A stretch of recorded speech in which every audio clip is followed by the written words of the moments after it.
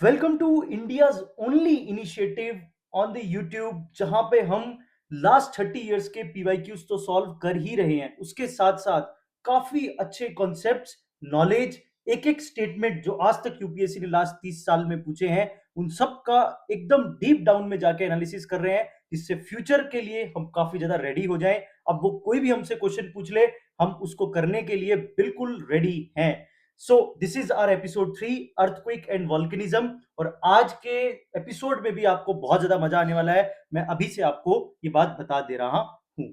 So this is the very first question of our today's episode. Consider the following statement regarding the earthquake. ठीक है, 2001 का question है, लेकिन अगर ये 2026 में क्वेश्चन आ जाए, अगर ये 2026 27 कभी भी ये क्वेश्चन आ जाए, मैं सच कह रहा हूं 80% ऑफ द पीपल इस क्वेश्चन को गलत मार्क करेंगे। मैं अभी बता रहा हूं, चाहे आप इसमें जो जुगाड़ लगाना है वो लगा लो, जो ट्रिक लगानी है वो लगा लो।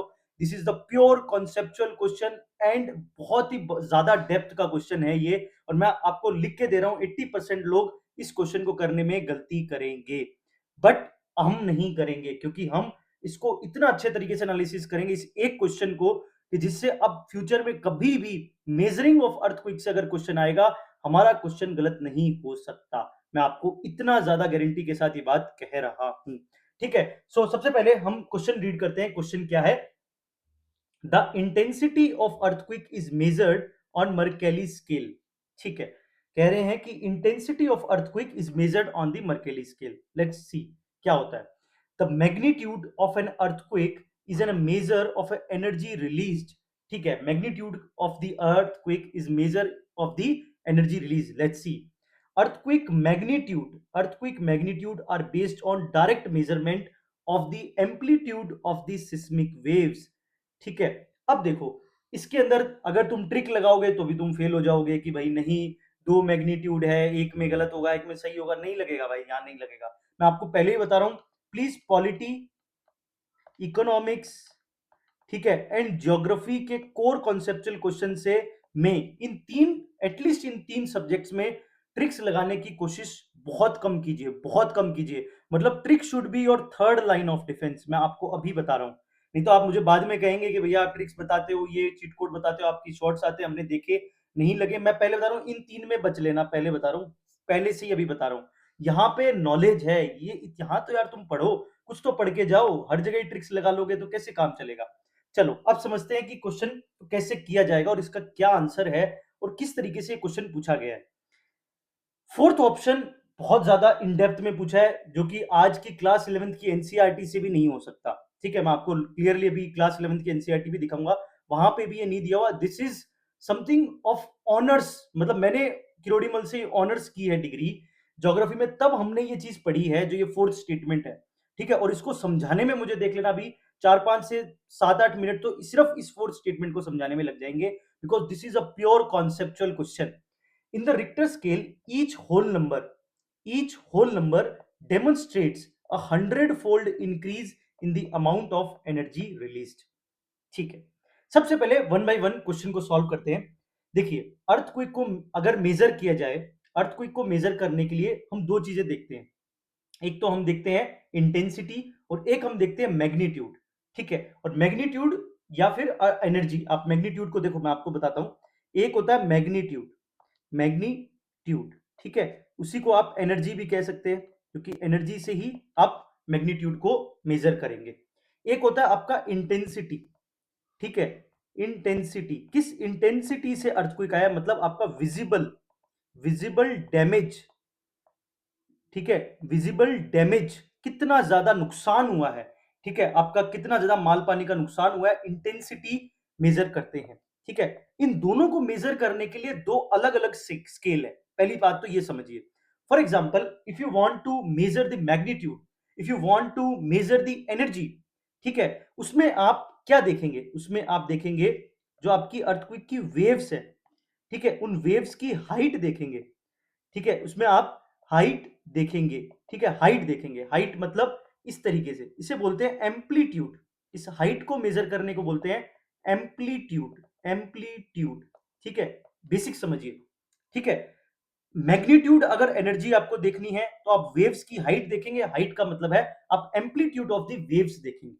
वहीं पे आपको इंटेंसिटी देखनी है, आपको विजिबल डैमेज देखना है, so you will use the Mercalli scale. Mercalli scale, Mercalli scale, ये बात समझिए। So your first statement is right, your second statement is also right, your third statement is also right. तीनों statement right है। The intensity of the earthquake is measured on the Mercalli scale, this is the perfectly right conceptual understanding. The second is the magnitude of an earthquake is the measure of an energy release. मतलब आप magnitude में क्या देखते हो, आप magnitude में देखते हो कि कितनी एनर्जी रिलीज हुई है। एनर्जी रिलीज कहां पे होती है, ठीक है, एनर्जी रिलीज होती है आपके हाइपोसेंटर पे, हाइपोसेंटर, ठीक है, हाइपोसेंटर, हाइपोसेंटर जिसको आप फोकस भी बोलते हैं, ठीक है, जो बीनीथ दी सरफेस होता है, सरफेस के बीनीथ होता है, और उसी के परपेंडिकुलर आप कह सकते हो, ऊपर कहीं जाके सरफेस पे जो पॉइंट होता है उसे आप एपीसेंटर बोलते हो, ठीक है। सो मतलब यहां पे फोकस पे, हाइपोसेंटर पे एनर्जी कितनी रिलीज हुई, उसका मतलब है मैग्नीट्यूड ऑफ एन अर्थक्वेक क्या है।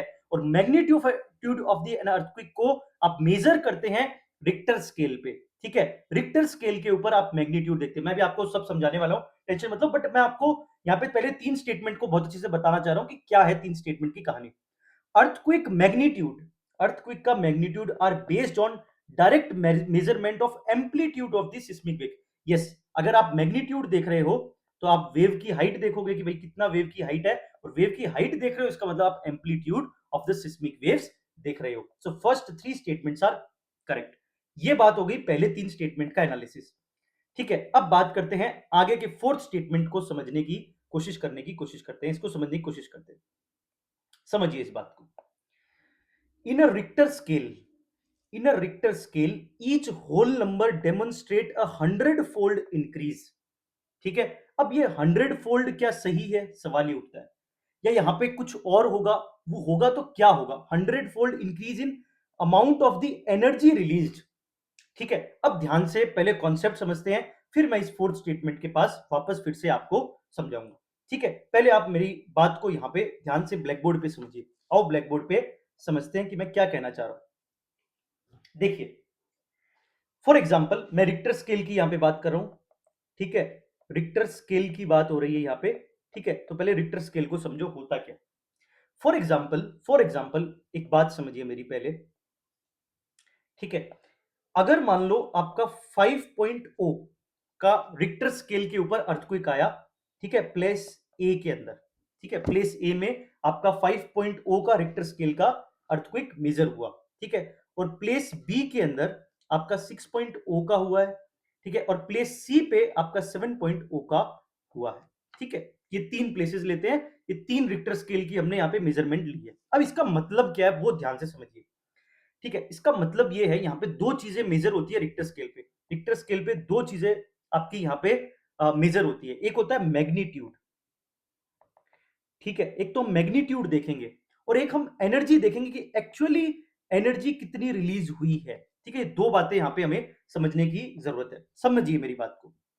अगर 5.0 एंड 6.0 ये दो रिक्टर स्केल है, और हमें देखना है कि ए प्लेस का अर्थक्वेक बी प्लेस से कितना टाइम स्ट्रॉन्गर है, कितना टाइम स्ट्रॉन्गर है, ठीक है, कितना टाइम स्ट्रॉन्गर है, तो उसको हम कैसे देखेंगे, ठीक है, हम कैसे देखेंगे। अब देखो, Richter scale is a logarithmic, logarithmic, ठीक है, स्केल है, ये लोगरिथमिक स्केल है। लोगरिथमिक मतलब ये लीनियर स्केल नहीं है, it's not a linear scale, ठीक है। जैसे अगर मैं बोल दूं कि लीनियर स्केल में अगर हम देखेंगे तो ये 1 पॉइंट ज्यादा स्ट्रॉन्गर है एज कंपेयर टू ए के, मतलब ए के कंपेयर में बी जो है 1 टाइम स्ट्रॉन्गर अगर लीनियर स्केल होता।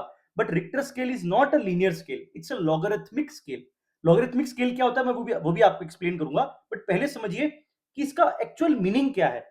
5.0 का रिक्टर स्केल का 6.0 से क्या लेना देना है, और ये कितने टाइम स्ट्रॉन्गर है 6.0 वाला, ठीक है। एक चीज याद रखना, हर एक पॉइंट में जो डिफरेंस है वो 10 टाइम्स का फर्क होता है, ठीक है, 10 टाइम्स का फर्क होता है। मतलब द प्लेस ए और बी के अंदर अगर हम देखना चाहें कि रिक्टर स्केल पे जो 6.0 का रिक्टर स्केल पे जो मेजरमेंट है वो 10 टाइम्स स्ट्रॉन्गर है एज कंपेयर टू 5.0 के रिक्टर स्केल के मेजरमेंट जो प्लेस ए में आया। पहली बात तो इसको क्लियर कीजिए। तो सवाल उठता है कि 5.0 से 7.0 को अगर समझना हो, इसको समझिए, तो फिर क्या डिफरेंस है? तो फिर आप कह दोगे कि यहां पे 10 टाइम्स है प्लस यहां पे भी 10 टाइम्स है, तो 20 टाइम्स स्ट्रॉन्गर है। ठीक है कि भैया ए वाला जो है, मतलब आपका सी वाला जो है, वो ए वाले से 20 टाइम्स स्ट्रॉन्गर है। तो आपका यहां पे explanation wrong हो जाएगा। Why it is wrong? Because this is not a linear scale, it's a logarithmic scale। logarithmic scale मतलब यहाँ पे आप मल्टीप्लीकेशन करोगे, ठीक है, डायरेक्ट डिफरेंसेस नहीं देखोगे। जैसे आपने सी सेट में पढ़ा है, मैं आपको सी सेट का एक कॉन्सेप्ट बताता हूं।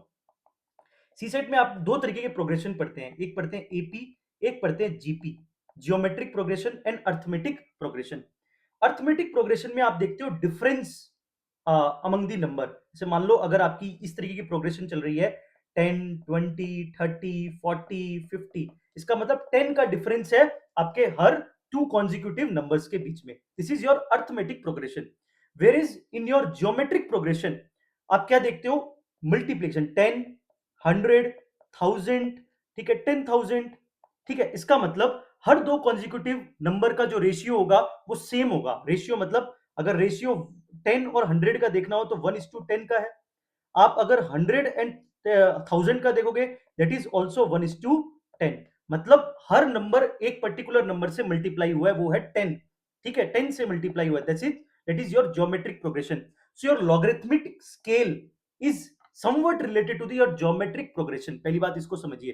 तो इसका मतलब 10 प्लस 10 नहीं होगा, 10 मल्टीप्लाई बाई 10 होगा। इसका मतलब 100 टाइम्स स्ट्रॉन्गर। योर 5.0 और 7.0 में डिफरेंस क्या होगा? 7.0 Richter scale is the 100 times stronger than the your place A, that is your 5.0 Richter scale जो मेजरमेंट है। आई होप आपको ये बेसिक कॉन्सेप्ट समझ आ गया होगा। ठीक है, अब ये बात हुई आपके मैग्नीट्यूड की। This is your magnitude. अभी तक हमने जो डिस्कस किया है वो किया मैग्नीट्यूड पे। अब इसको थोड़ा सा छोटा करके हम आगे के कॉन्सेप्ट को थोड़ा समझने की कोशिश करते हैं। ठीक है, this is your first case जो मैंने पहले भी एपिसोड 1 में भी बोला। अब देखो सेकंड केस क्या है। यहां पे हमने देखा कि मैग्नीट्यूड वाइज क्या डिफरेंस है। ठीक है, अब हम देखेंगे एनर्जी वाइज क्या डिफरेंस है। मतलब यहां पे ये कितना गुना स्ट्रॉन्गर था, ठीक है, कितना गुना स्ट्रॉन्गर था वो टाइम्स हमने देखा। अब हम देखेंगे एक्चुअली में अमाउंट ऑफ एनर्जी में क्या डिफरेंस है।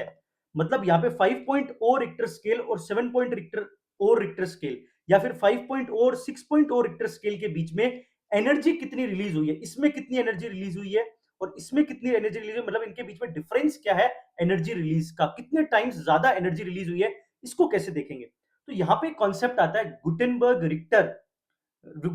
Richter magnitude relationship. ठीक है, मैग्नीट्यूड एनर्जी रिलेशनशिप। ठीक है, ये एक रिलेशनशिप है, हम इतना डेप्थ में नहीं जाना, बट मैं आपको बस रिलेशनशिप बताता हूं कि अगर मान लो यहां पे जैसे हमारा डिफरेंस आया 10 टाइम्स, मतलब मैग्नीट्यूड में डिफरेंस है, ठीक है, और यहां पे 100 का है फॉर एग्जांपल। ठीक है, जैसे मान लो 5 से लेके 6 तक का 10 टाइम्स, ठीक है, ये मैग्नीट्यूड का डिफरेंस है, और यहां पे 100 टाइम्स का मैग्नीट्यूड का डिफरेंस है। अब सवाल उठता है एनर्जी कैसे निकालेंगे। एनर्जी निकालेंगे तो आप इसको 1.5 की रेज टू पावर से मल्टीप्लाई कर दीजिए। If you multiply by 10 by 1.5 is to raise power 10 is to 1.5 की पावर में अगर आप इसको मल्टीप्लाई कर दें, मतलब इसको आप सॉल्व करेंगे, सो इट्स अराउंड 31.64 या 62। ठीक है, सो ऑल अराउंड आपका 32%, 32 टाइम्स ज्यादा एनर्जी रिलीज हुई है 5 और 6 के अंदर। और सेम अगर मैं यहां पे देखूं कि 5.0 और 7.0 की अंदर एनर्जी रिलीज का क्या डिफरेंस है, तो आप 32 प्लस 32 नहीं करेंगे, आप 32 मल्टीप्लाई बाय 32 करेंगे, सो इट्स समवट अराउंड 1000 के आसपास आएगा। मतलब 5.0 और 7.0 के अंदर एनर्जी रिलीज के अंदर कितने टाइम्स का फर्क है? लगभग 1000 टाइम्स का यहाँ पे एनर्जी रिलीज में फर्क है, और वहीं पे मैग्नीट्यूड वाइज 100 टाइम्स का फर्क है। तो यहीं पे यूपीएससी कंफ्यूज करता है, और ये पूरा जो क्वेश्चन है ये इसी एक पूरे कॉन्सेप्ट के ऊपर पूरा फोर्थ स्टेटमेंट बनाया गया है। इसलिए मैंने कहा था कि ये बहुत इन डेप्थ में क्वेश्चन है, और फ्यूचर में यहां से मैं आपको लिख के दे रहा हूं फ्रॉम 2026 से लेकर 30 के बीच में कभी भी यूपीएससी यहां से रिपीट करके इसी स्टेटमेंट के कॉन्सेप्ट से आपसे क्वेश्चन पूछेगा। और इवन दो एनसीईआरटी के अंदर ये सब नहीं दिया गया, बट एक इनडायरेक्टली जो है आपको काफी चीजें Richter scale and Mercalli scale के बारे में दी है, मैं वो भी आपको स्क्रीनशॉट अभी दिखाता हूं। तो आई होप आपको ये बात समझ आ गई एनर्जी एंड मैग्नीट्यूड में क्या डिफरेंस है और रिक्टर स्केल एग्जैक्टली कौन सी दो चीजें यहाँ पे मेजर करता है। आई होप ये बात आपको समझ आ गई। सो ठीक है, अब हम फोर्थ स्टेटमेंट को एक बार फिर से पढ़ते हैं। ठीक है, अब इस फोर्थ स्टेटमेंट को ध्यान से पढ़िए फिर से। In a Richter scale, each whole number demonstrate a 100-fold increase in the amount of energy release। मतलब वो सेकंड केस पूछ रहा है, एनर्जी रिलीज में कितना टाइम फर्क होता है। अगर एक होल नंबर में चेंज आए, मतलब अगर 5 to 6 में चेंज आएगा तो इसका मतलब एनर्जी में कितना डिफरेंस आएगा, 32 टाइम्स। ठीक है, अगर दो होल नंबर में चेंज आएगा तो 32 मल्टीप्लाई बाई 32, यहीं पे 3 में आएगा तो 32 मल्टीप्लाई बाई 32 मल्टीप्लाई बाई 32।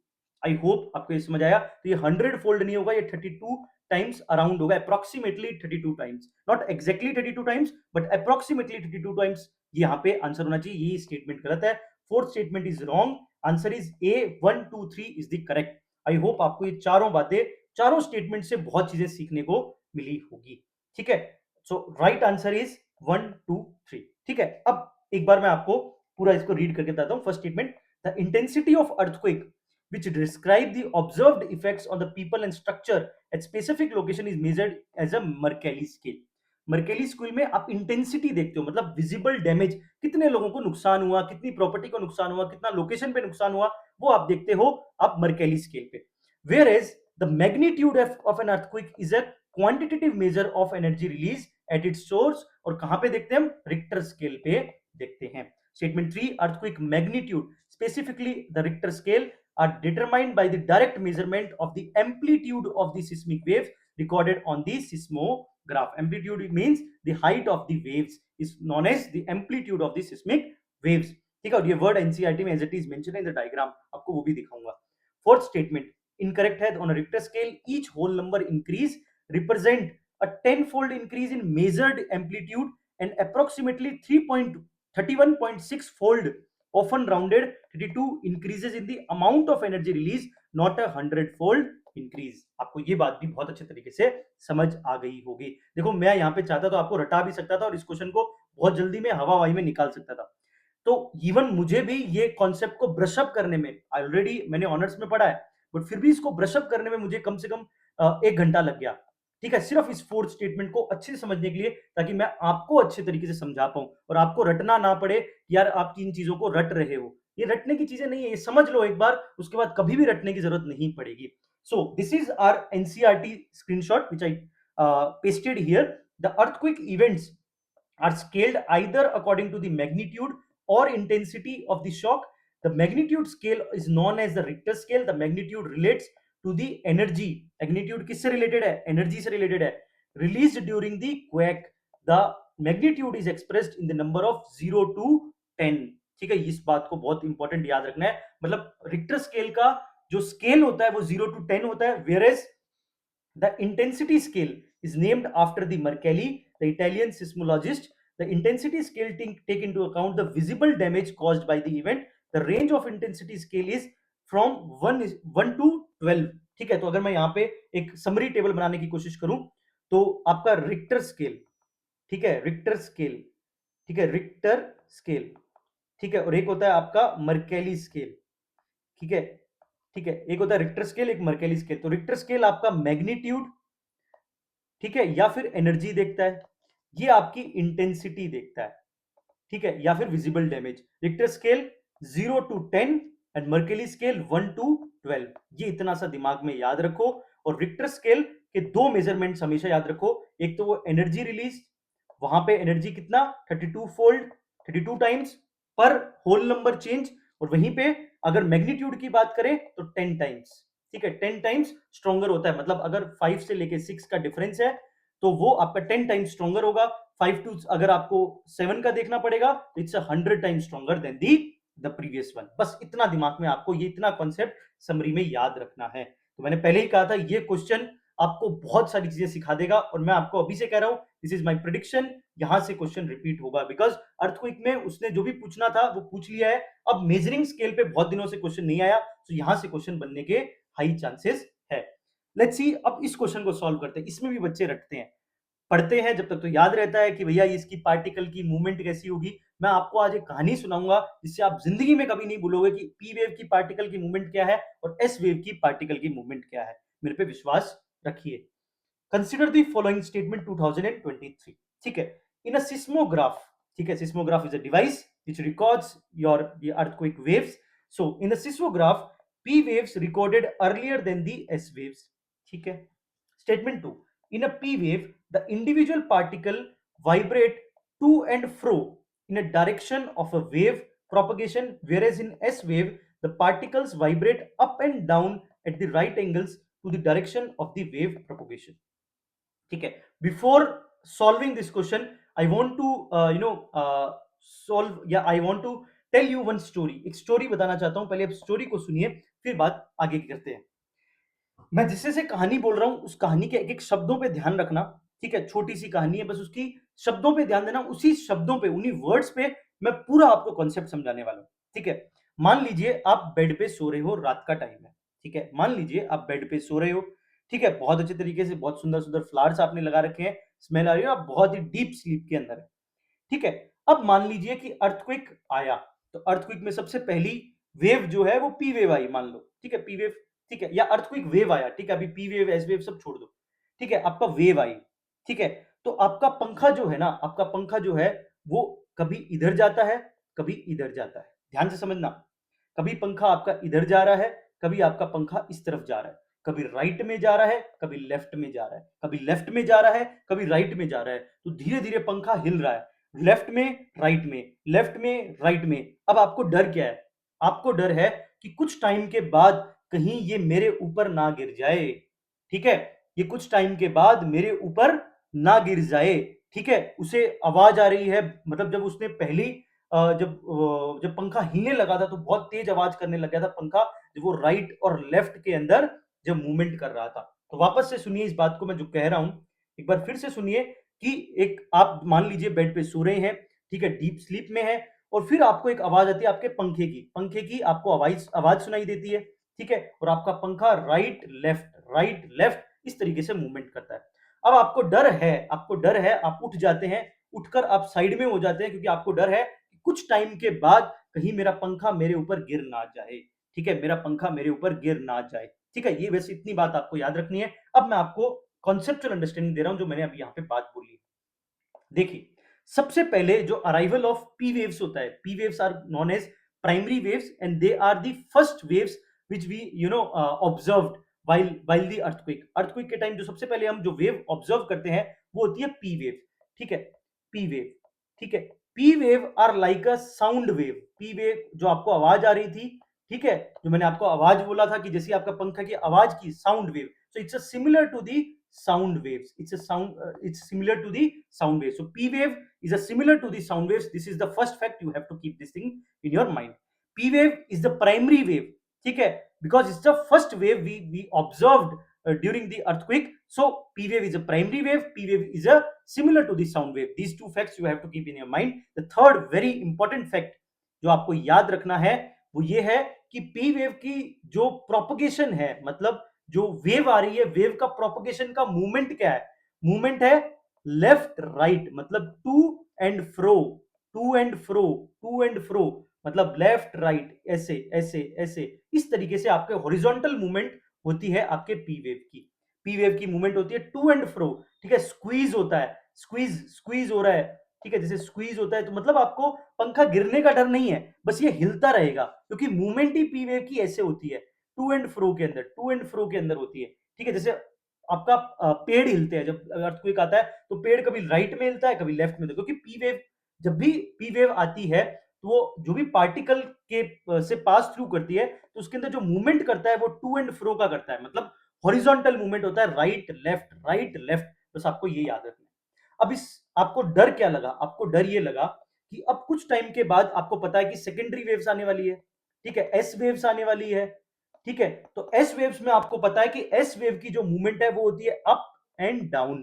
तो जैसे ही डाउन होगा तो पंखा नीचे गिर जाएगा। बात समझ आ रही है? जैसे ही अप होगा तो पंखा ऊपर नीचे, तो नीचे गिरने का डर आपको सेकेंडरी वेव्स के थ्रू होगा, बिकॉज उसका जो वेव प्रोपगेशन है, उसका जो वेव की मूवमेंट है वो अप एंड डाउन में होती है, अप एंड डाउन में होती है, अप एंड डाउन में होती है, ये आपको याद रखना है। This is the basic thing, you have to keep this in your mind. And the third important fact between the difference between the P wave and the S wave is P wave can pass through the, ठीक है, all the mediums, like pass through the all mediums like your solid, gas, liquid, every, whereas your S wave can only pass through the solid, ठीक है, solid से ही पास कर सकता है, बस ये आपको दिमाग में रखना है। सो एक बार मैं फिर से समरी बता रहा हूं। पी वेव के बारे में तीन इंपॉर्टेंट फैक्ट जो आपको याद रखने हैं। P wave is a first primary wave, एक आवाज आएगी, sound wave, is similar to the sound wave. Third is the wave propagation, the particle propagation, ठीक है, it's a right and left, to and fro, और squeeze भी कह सकते हो, ठीक है। तो इस तरीके से पार्टिकल का मूवमेंट है। देन योर सेकेंडरी वेव कम, उसका जो आपका है वो सेकेंडरी है, और अप एंड डाउन में उसका मूवमेंट है, और passes through the only solid. बस ये आपको दिमाग में रखना है। आई होप आपको ये स्टोरी याद रहेगी। अब कभी जिंदगी में आपको रटने की जरूरत नहीं कि पी वेव की क्या है क्या नहीं है, कंफ्यूज होने की भी कोई जरूरत नहीं है। In a seismograph P waves recorded earlier than S wave, yes this is the correct. In a P wave, the individual particle vibrate to and fro, P wave to and fro, right and left, in the direction of the wave propagation. जैसे wave propagate कर रही है उसमें right left मतलब to and फ्रो में जा रहा है। Whereas in a S wave, the particles vibrate up and down at the right angle to the direction of the wave propagation. मतलब जिस तरीके से आपकी वेव जा रही है उसके इस तरीके से ये मूवमेंट करेगी, अप एंड डाउन, ठीक है, अप एंड डाउन, ठीक है। ये बात आपको याद रखनी है for the future. The answer is both 1 and 2 is the correct statement, ठीक है। आई होप आपको ये बात समझ आ गई। एक बार मैं आपको रीड कर देता हूं, बहुत ही simple. In a seismograph, P waves recorded earlier than S wave. P wave are the fastest wave. This is also one fact. P waves are the fastest. That's why they are arrival. Their arrival is at the first number. Okay, so P waves are the fastest, so they reach at the seismograph first. S waves are slower and recorded later. In a P waves, particle vibrate to and fro in the direction to the wave propagation, where S waves particle vibrate up and down at the right angles. P waves motion back and forth, ठीक है, direction same as a wave movement, type is longitudinal, ठीक है। यहां से confuse नहीं होना, longitudinal में आप लॉन्गिट्यूड वाला अप एंड डाउन समझोगे नहीं, ये समझ लेना, ये इतना तो रट ही लेना कि P wave is also known as a longitudinal wave, whereas the S wave is known as transverse wave, ठीक है। तो ये कंफ्यूज मत होना कि भैया लॉन्गिट्यूड में आप तो लेटिट्यूड टाइप का कुछ बता रहे थे, राइट लेफ्ट, बट यहाँ पे इसका नाम है longitudinal wave, it's also known as a longitudinal wave, whereas S wave motion up and down side by side, direction perpendicular to the wave movement and transverse is not as a transverse. तो ठीक है, आप up and down वाला याद रखिए fact, and right left वाला याद रखिए, आपको कभी जिंदगी में कंफ्यूजन नहीं होगा। सो दिस इज योर वेव्स, ठीक है, this is a P waves, S waves and surface waves. Amplitude यहाँ पे लिखा हुआ है, जो मैं आपको कह रहा था कि एम्पलीट्यूड में हाइट आप देखते हो कि ये हाइट है, ठीक है। सो टू वेव्स होती है, जो मैंने आपको ऑलरेडी यहाँ पे एक्सप्लेन कर लिया, एक बार इसको रीड कर लेना, ठीक है। एग्जैक्टली एनसीईआरटी की लाइन है, क्लास 11 की, all as it is lines यहाँ से उठाकर कॉपी पेस्ट की है। Propagation of earthquake wave, different types of earthquake waves travel, move and propagate, they cause vibration in the body of the rocks. P waves vibrate parallel to the direction, ठीक है, parallel to the direction because right left होता है, and this exert a pressure or the material in the direction of the आपका material, direction of the wave, ठीक है, direction of the wave, ये आपको दिमाग में रखना है, ठीक है। This is the very simplest, मुझसे जितना सिंपल हो सका वो एक्सप्लेनेशन है, और आपको कभी भी अर्थक्वेक वेव्स में आगे कभी दिक्कत नहीं होगी। Third question from the earthquake is the cause of the earthquake, ठीक है। So what is the cause of the earthquake? So development of a fault से हो जाए, मूवमेंट अलोंग द फॉल्ट हो जाए, ठीक है, impact produced by the volcanic eruption, folding of the rock, मतलब कभी भी कुछ भी आपके मूवमेंट्स होगी, मोशंस होगा अर्थ के लिथोस्फेरिक प्लेट्स के अंदर, तो तब तब आपके अर्थक्वेक आने के chances. Option D is the correct answer. This is a very simple question, ठीक है। आप देख सकते हैं इन 4 स्टेटमेंट के अंदर ये चारों चीजें समझाई गई है, और चारों में आपका अर्थक्वेक आएगा। इट्स वेरी सिंपल, आप एक्सप्लेनेशन इसको रीड कर सकते हैं। ये बहुत अच्छा क्वेश्चन है, इसको समझिए, और मैं चाहता हूं कि आप पॉज करके इस क्वेश्चन को कोशिश कीजिए, ट्राई कीजिए इसको करने की, ठीक है। मैं चाहता हूं कि आप इसको ट्राई कीजिए क्वेश्चन को सॉल्व करने की। Volcanic eruption do not occur in the, 2001 का ये क्वेश्चन है, Baltic Sea, Caribbean Sea, Black Sea and Caspian Sea, ठीक है। मैं आपको 30 सेकंड का टाइम देता हूं, मैं आपको 30 सेकंड का टाइम देता हूं कि आप इसमें सोचिए किस तरीके से आप इस क्वेश्चन को कर सकते हैं। Volcanic eruption do not occur in the Baltic Sea, Caribbean Sea, Black Sea and Caspian Sea. देखो, इसको सोचने के लिए आपको क्या चाहिए? आपको इतना पता है कि volcanic eruption is related to the plate movements, ठीक है, जहां पे एजेस होंगे, एजेस ऑफ द प्लेट होगा, वहीं से वॉल्केनिक इरप्शन होते हैं, मैग्मा बाहर आएगा, ठीक है, या वो डाइवर्जेंट होगी या वो कन्वर्जेंट होगी, ठीक है, मतलब कहीं ना कहीं कन्वर्जेंट के अंदर भी यहां से आपका वॉल्केनिक इरप्शन होगा। सो मतलब कहीं ना कहीं plate boundary is very important. So इनमें से आपको ये आइडेंटिफाई करना है कौन बाउंड्रीज के आसपास है।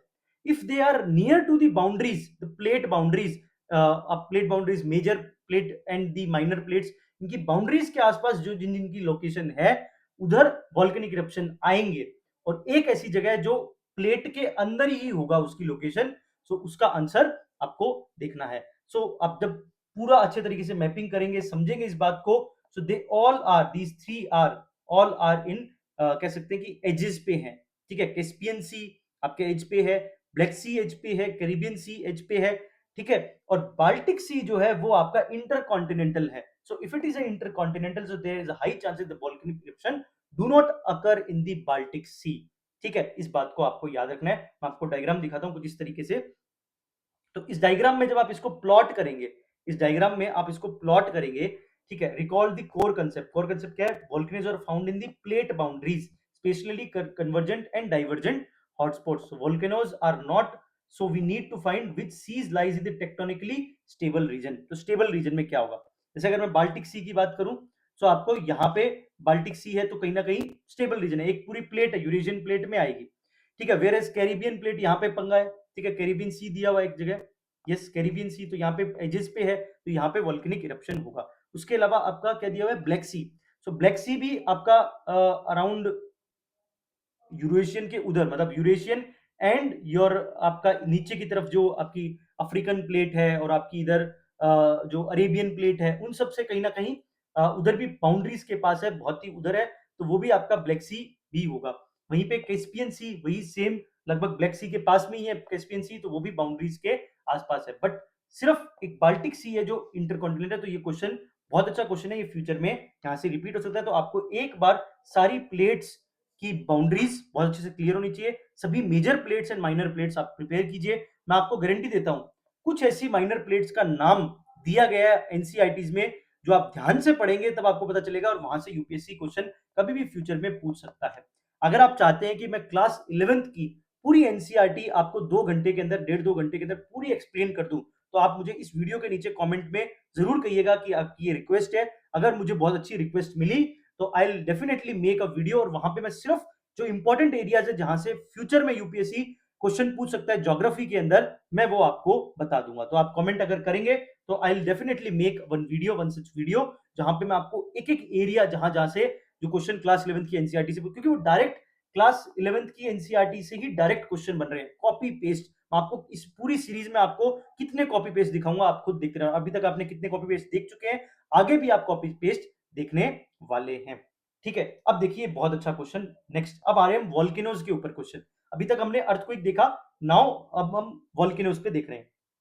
Most magmas are the combination of liquid solid gas, ठीक है, ये 2001 में क्वेश्चन पूछा था, ठीक है। उसके बाद 2024 में इसी कॉन्सेप्ट से क्वेश्चन फिर से पूछा गया, मैं आपको वो भी दिखाऊंगा, ठीक है। 2001 का ये क्वेश्चन, ये एक स्टेटमेंट 2024 में फिर से क्वेश्चन पूछा गया इसी कॉन्सेप्ट पे। अगर इस कॉन्सेप्ट को अच्छे से समझ लो कि यार लिक्विड सॉलिड गैस सब निकलती है मैग्मा से, कॉम्बिनेशन है उसका, तो कोई दिक्कत नहीं है, तो 2024 का क्वेश्चन हो जाएगा। इसलिए कहता हूं कि ज्योग्राफी में मैं आपको एक जो मैंने ऑब्जर्व किया है इस सीरीज को बनाते टाइम, कि ज्योग्राफी में यूपीएससी रिवाइवलिज्म में कर रहा है, मतलब जो पुराने कॉन्सेप्ट है 2001 से लेके 2010 के आसपास के जो पीवाईक्यूज है, सेम उन्हीं के कॉन्सेप्चुअल अंडरस्टैंडिंग 2024, 23, 25, 26 ऐसे पूछेगा, ठीक है। This is the revivalism in the geography, this is my understanding.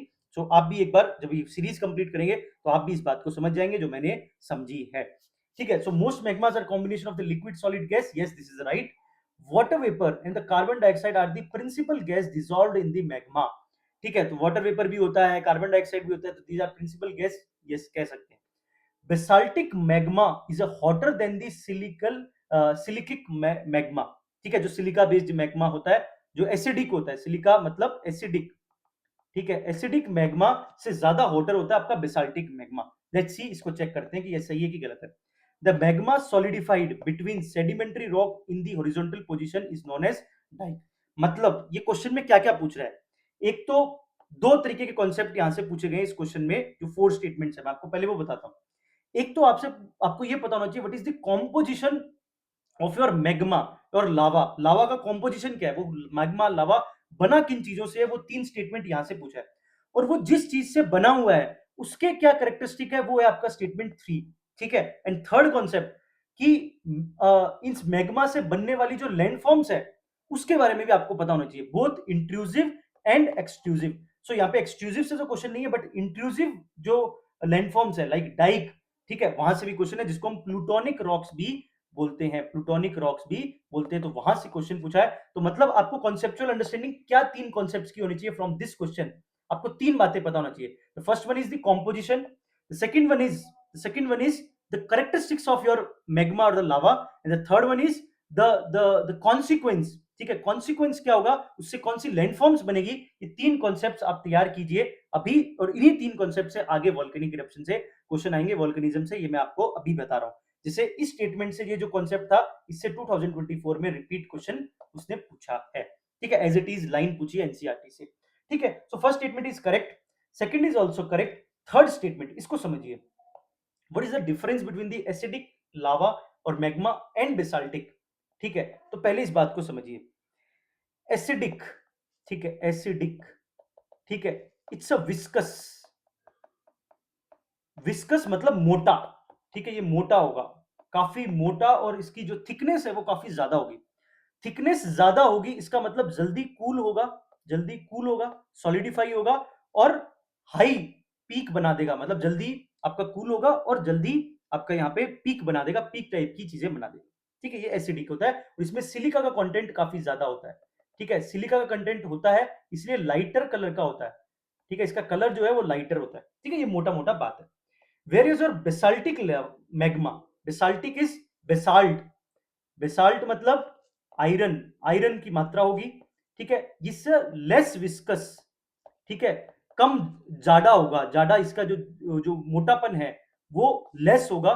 जब ये लेस विस्कस होगा, ठीक है, लेस विस्कस होगा, इसका मतलब क्या है, इसका मतलब क्या है, ये लेस विस्कस होगा तो क्या होगा, कम जाडा होगा तो ज्यादा फैलेगा, स्प्रेड होगा। ठीक है, स्प्रेड होगा, ये स्प्रेड होगा, ये आपको दिमाग में रखना है, जैसे हमारा Deccan plateau. So basaltic magma is hotter than the silica magma. तो कैसे कह सकते हो कि ये हॉटर है, ये बात समझ आ रही है, जो चीज ज्यादा गर्म होगी वही ज्यादा पिघलेगी, ये बात समझ आ रही है। मेल्ट कौन सी होगी, जो ज्यादा पिघलेगी, ज्यादा स्प्रेड होगी। जब ये लेस विस्कस है, इसका मतलब कि इसका पतलापन है, मतलब वो बहुत ज्यादा गर्म है, इसीलिए वो पतला है। ठीक है, उसकी कंसिस्टेंसी पतली है, वो स्प्रेड ज्यादा होगा, इसीलिए basaltic magma is water then the acidic magma. ये बात आपको याद रखनी है फॉर द फ्यूचर। ठीक है, ये स्टेटमेंट सही है। The magma solidify between the sedimentary rock in horizontal position is known as dyke. तो इसको देखेंगे note, it's not a dyke, horizontal position में नहीं, जो वर्टिकल पोजीशन में होता है वो डाइक होता है, हॉरिजॉन्टल पोजीशन वाला आपका क्या होता है, वो मैं अभी आपको इंट्रूसिव वाला डायग्राम में बताऊंगा। ठीक है, सो बेसिक आपको इतना समझ आ गया, एक बार जस्ट मैं आपको ये रिवाइज कर देता हूँ, ये बहुत अच्छा है, यहाँ से फिर से क्वेश्चन रिपीट होगा। ठीक है, सिलिका कंटेंट, एसिडिक लावा में आपका सिलिका कंटेंट काफी ज्यादा होता है।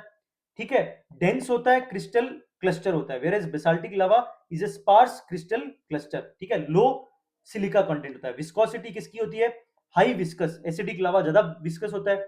ठीक है, थिक होता है, स्टिकी होता है, whereas your basaltic is low viscosity. ठीक है, लिक्विड होता है। टेम्परेचर अगर हम देखें 800 डिग्री सेल्सियस टू 1000, यहाँ पे 1000 टू 1200, मैंने पहले कहा बेसाल्टिक लावा पतला होगा तो मतलब ज्यादा मेल्ट हो रहा है, ज्यादा मेल्ट हो रहा है मतलब ज्यादा गर्म है, सीधी सी बात है। कलर डेंसिटी लोअर डेंसिटी है, लाइट कलर है, डार्क कलर है, हाई डेंसिटी है। ठीक है, ये फ्लो करता है, सॉलिडिफाई क्विकली करता है, इसीलिए जो एसिडिक लावा होता है वो बहुत ज्यादा अच्छा खासा ब्लास्ट करता है, हाईली एक्सप्लोसिव होता है। ठीक है, इसमें ग्रेनाइट होता है, एंडेसाइट होता है, ये सब चीजें होती है। यहाँ पे आपको बेसाल्ट, गैब्रो, ठीक है, ये सब होता है। आयरन होता है, आयरन का कंटेंट काफी ज्यादा होता है। ठीक है, इससे आपके कॉम्पोजिट वॉल्केनोज बनते हैं, इधर आपके शील्ड वॉल्केनो बनते हैं लाइक लावा प्लेट्यू। ठीक है, ये आपको फ्यूचर के लिए याद रखनी है टेबल। ठीक है, very important table for the future. ठीक है, अब ये देखिए 2024 का question, composition, how many of above are the products of volcanic eruption. हमने क्या पढ़ा था, गैस भी निकलती है, लिक्विड भी निकलता है, और आपके सॉलिड भी निकलता है। So debris is a solid, ash and dust, ठीक है, ये भी काइंड ऑफ गैस कह सकते हो, पार्टिकल से बहुत बहुत माइन्यूट पार्टिकल।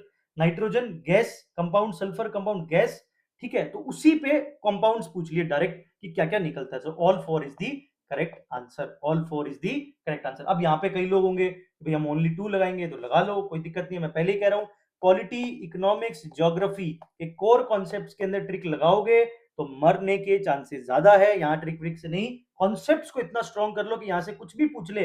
इसीलिए मैं 80-20 सीरीज लाया हूँ, ठीक है। आप समझिए, मैं आपको दो तरीके से रेडी कर रहा हूँ, ठीक है। मेरी फिलोसफी बहुत, मैं कृष्णा से बहुत इंस्पायर हूँ, ठीक है। I am very inspired by the Krishna. कलयुग में कृष्णा चलेगा, मतलब आपको साम दान दंड भेद सब आना चाहिए, ठीक है। आप सिर्फ एक चीज पे डिपेंड नहीं हो सकते, सिर्फ ज्ञान पे डिपेंड नहीं हो सकते, मैं बार बार कह रहा हूं, ठीक है। आपको ज्ञान भी चाहिए, आप इतना ज्ञान स्ट्रॉन्ग कर लीजिए कि ज्ञान से अगर क्वेश्चन आएगा तो भी हमारा सही होगा, बट अगर हमें जुगाड़ भी करना पड़े तो जुगाड़ से भी हम पीछे ना हटे। हमें ट्रिक्स भी पता होनी चाहिए, हमारा काम निकालना हमें आना चाहिए। यही है 21st सेंचुरी, दिस इज कलयुग, ठीक है। इसी को कलयुग बोलते हैं, इसी 21st सेंचुरी। यहाँ पे आपको अपना काम कैसे निकालना है वो निकालना यहाँ पे पता होना चाहिए, क्योंकि आपको अल्टीमेटली प्रीलिम्स निकालना है, ठीक है। बाय हुक और बाय क्रुक कोई आपसे नहीं पूछेगा कि आपने ट्रिक से क्वेश्चन किया था या आपने नॉलेज से किया था। आपने क्वेश्चन किया था, आपने प्रीलिम्स निकाला था, वो मैटर करता है। मैं आपको बहुत प्रैक्टिकल बात बता रहा हूं, आप इस बात को प्लीज समझिए, ठीक है। तो प्लीज मैं आपको दोनों तरीके के ब्रह्मास्त्र दे रहा हूं। सिर्फ एक ब्रह्मास्त्र लेकर पेपर में जाओगे तो ना तो सिर्फ ट्रिक से पेपर निकलेगा, ना सिर्फ ज्ञान से निकलेगा। ज्ञान से उन लोगों का निकलेगा जिनका ज्ञान बहुत स्ट्रांग है और उनको सिर्फ 60 to 65 क्वेश्चन करने हैं, तो भी उनके 110 नंबर आ जाएंगे, उनकी एक्यूरेसी इतनी आई है। अगर आपकी ये एक्यूरेसी है तो आप जुगाड़ मत लगाइए, अगर आपकी एक्यूरेसी नहीं है तो आपको जुगाड़ भी लगाने पड़ेंगे और आपको अपना ज्ञान भी स्ट्रांग करना पड़ेगा, ठीक है। मैं आपको दोनों चीजें यहाँ पे बता रहा हूँ, 80-20 सीरीज से आपको ज्ञान दे रहा हूँ और चीट कोड से मैं आपको जुगाड़ करना सिखा रहा हूँ, ताकि आप दोनों हथियार लेकर वहां पे जाइए और अपने जो मैदान है, मैदान के अंदर आप युद्ध के अंदर विजय विजय हो, आप जो है उस लड़ाई को जीतें, ठीक है। इसीलिए मैं आपको ये चीज तैयार कर रहा हूँ और मेरा पूरे एफर्ट्स है और मेरा पूरा आपको बेस्ट विशेष है कि आप बहुत अच्छी प्रिपरेशन करें और आप सब लोग जो भी ये वीडियो देख रहे हैं वो प्रीलिम्स निकालें और आप जो भी जिन जिनको शेयर कर रहे हो ये वीडियोस अपने दोस्तों को, उनको कह रहे हो, ठीक है, कि यार ये वीडियो देखना, उन लोगों के भी प्रीलिम्स निकले। मैं आपको अभी से ये बात कह रहा हूँ। Thank you so much.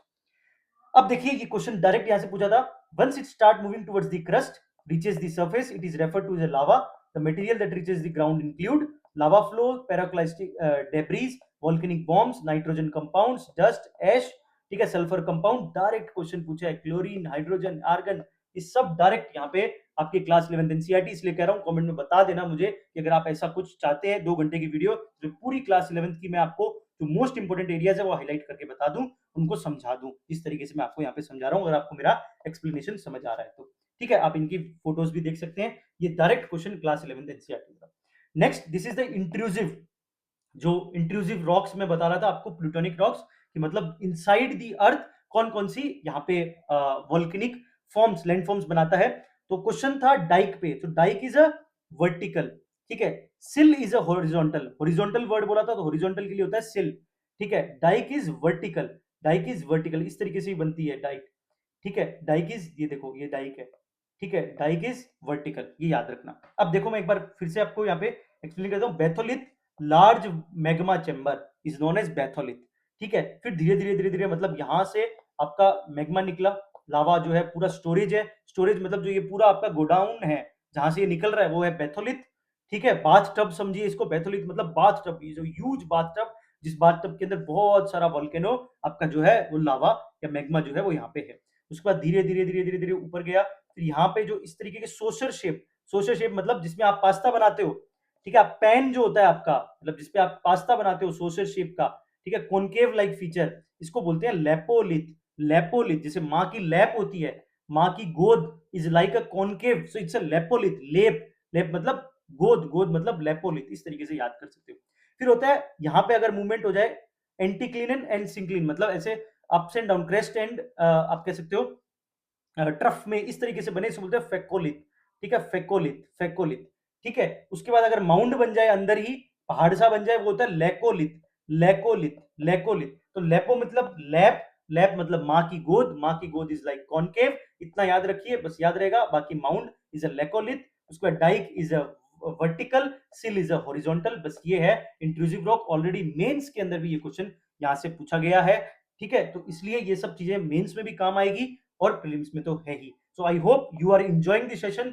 तो प्लीज भर भर के कमेंट कीजिए जिससे मेरे को और ज्यादा कॉन्फिडेंस मिले और मैं जल्दी जल्दी ये वीडियोस बनाऊं, ठीक है। मुझे बहुत टाइम लगता है इन सबको कलेक्ट करने में, सच बता रहा हूं मैं आपको। एक एक चीज पे बहुत दिल से मेहनत की गई है, एक एक चीज पे, ठीक है। कोई भी काम ऐसा नहीं है कि ये चीज मैं फ्री दे रहा हूं तो मतलब उसकी वैल्यू, मैं बार बार कह रहा हूं, कई बार फ्री की भी वैल्यू होती है। और जो मैंने पॉलिटी की अपनी 80-20 सीरीज में भी बहुत बहुत बार आपसे शेयर की है कि कई लोगों ने, जब मैंने ये चीज बनाई थी, जब मैंने शुरू किया था इनिशिएटिव, तो लोगों ने मुझे कहा था कि कोई इसकी वैल्यू नहीं करेगा, बट जब आपके कमेंट्स आते हैं तो उन लोगों के लिए एक जवाब होता है कि नहीं, अगर आप अच्छी चीज देते हो और अच्छी इंटेंशन से देते हो तो लोग उसकी वैल्यू करते हैं। So thank you so much for your love and support, thank you so much.